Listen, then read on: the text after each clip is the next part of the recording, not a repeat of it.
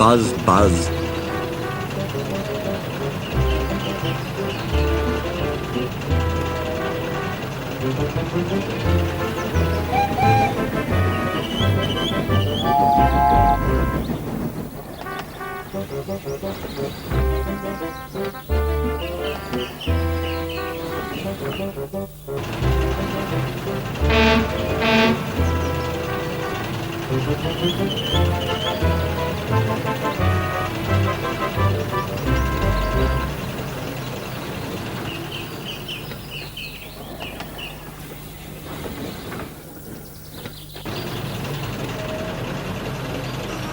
Boco reached the big station and arranged his trucks.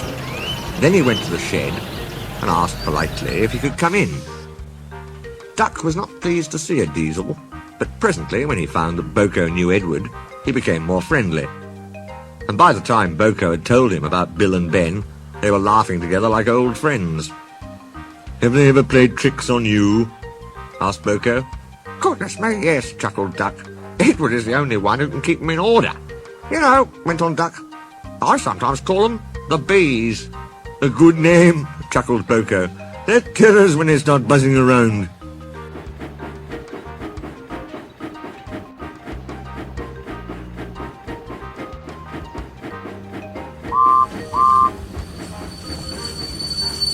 Just then, James bustled in.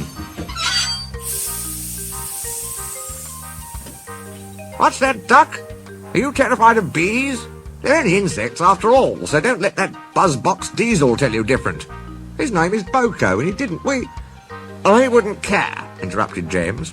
"If hundreds were swarming round, I'd just blow smoke and make them buzz off." "Buzz, buzz, buzz," retorted Duck. James retired into a huff.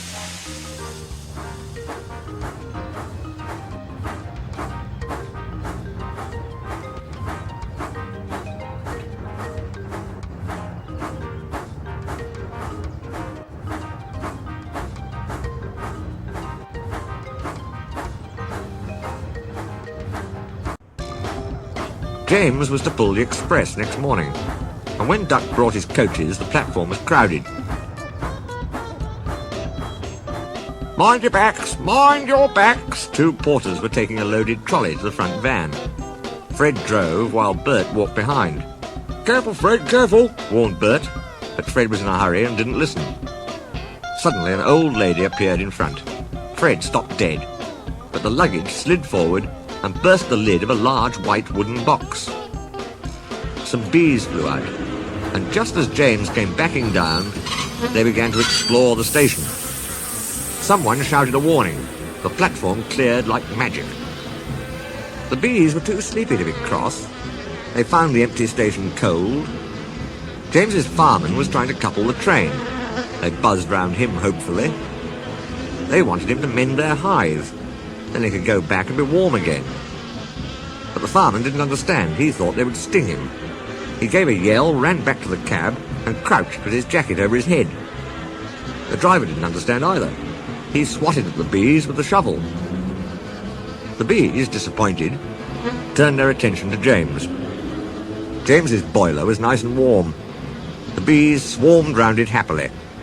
Buzz off, he hissed. He made smoke, but the wind blew it away, and the bees stayed. At last, one settled on his hot smoke box. It burnt its feet.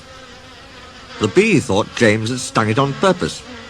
It stung James back, right on the nose. "Eee!" whistled James. He'd had enough. So did his driver and fireman. They started without waiting for the guard's whistle.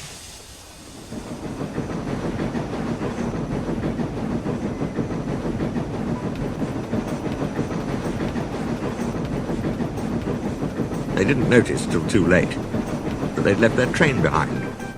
In the end, it was Boco who pulled the express.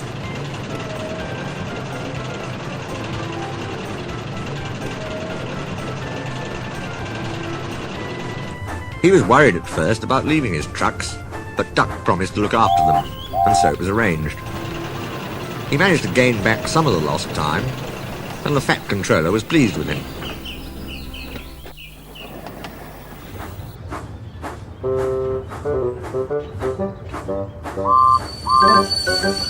No one seemed to notice when James came back to the shed. They were talking about a new kind of beehive on wheels. It was red, they said. Then they all said buzz, buzz, buzz and laughed a lot. James thought that for big mainline engines they were being very silly.